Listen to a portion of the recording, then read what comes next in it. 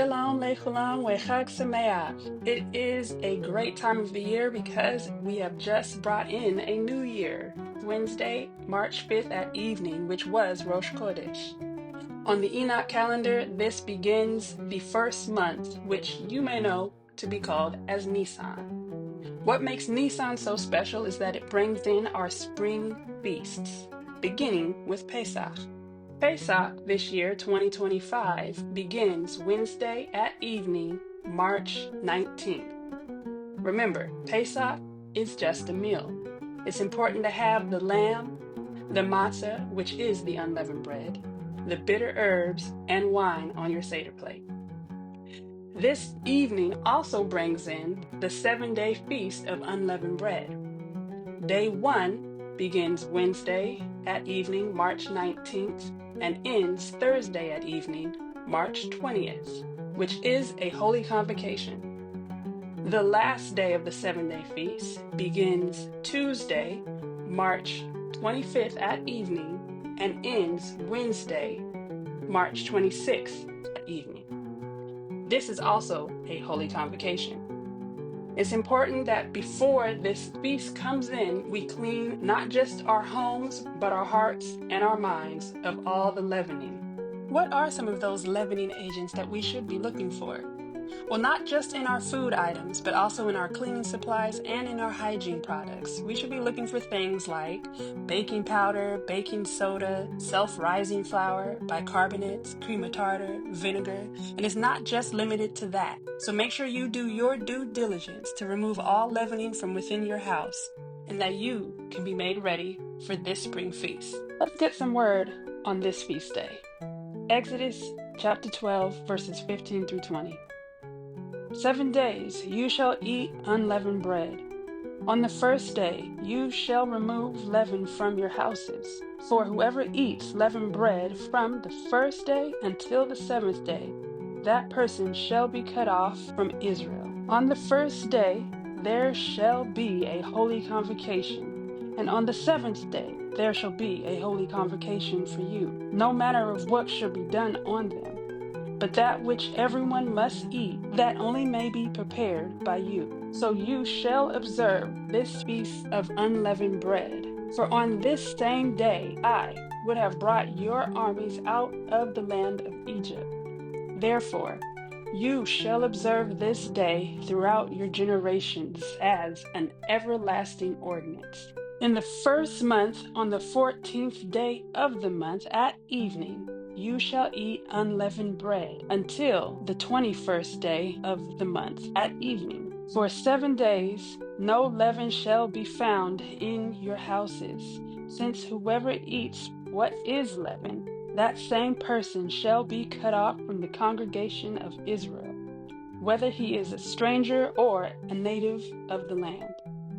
You shall eat nothing leavened in all your dwellings. You shall eat unleavened bread.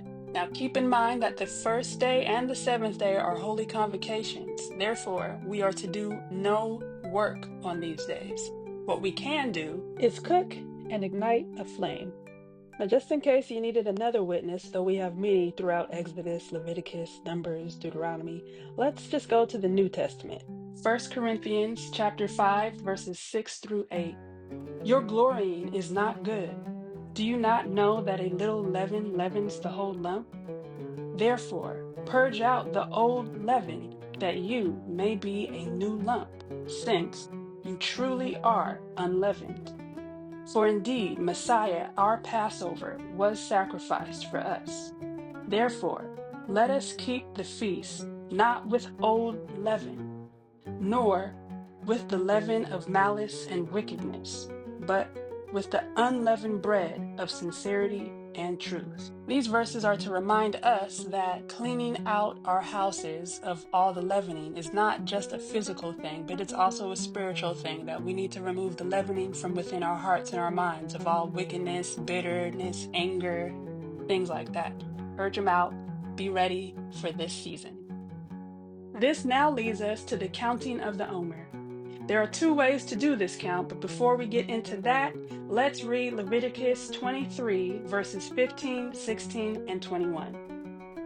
And you shall count for yourselves from the day after the Shabbat, from the day that you brought the sheaf of the wave offering, 7 Shabbats shall be completed. Count 50 days to the day after the seventh Shabbat. Then you shall offer a new grain offering to Yahweh. Verse 21. And you shall proclaim on this same day that it is a holy convocation to you.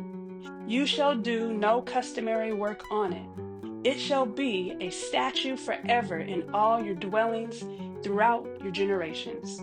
So, if you choose to do the count of days, you will begin on Sunday, March 23rd, the Sunday after Pesach. And you should count 50 days, landing on Sunday, May 11th. If you choose to count Shabbats, the first Shabbat would be Friday, March 28th to Saturday, March 29th, the first Shabbat after the Feast of Unleavened Bread has ended. You should land on the seventh Shabbat, Friday, May 9th to Saturday, May 10th. Therefore, leading us right into Shavuot Sunday, May 11th. We are now at the end of our spring feast, which is Shavuot. And this year, 2025, Shavuot begins Saturday, May 10th at evening, and ends Sunday, May 11th at evening. This is a day that we keep to Yahweh, and we are to do no work.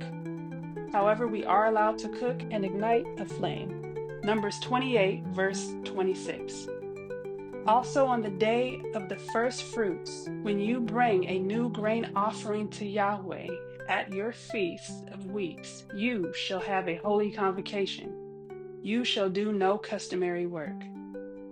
It's important throughout the spring feast that we continue to do the inner work, because the goal is to receive Yahweh's Holy Spirit and to enter into his kingdom. Shalom to all. Chag Sameach.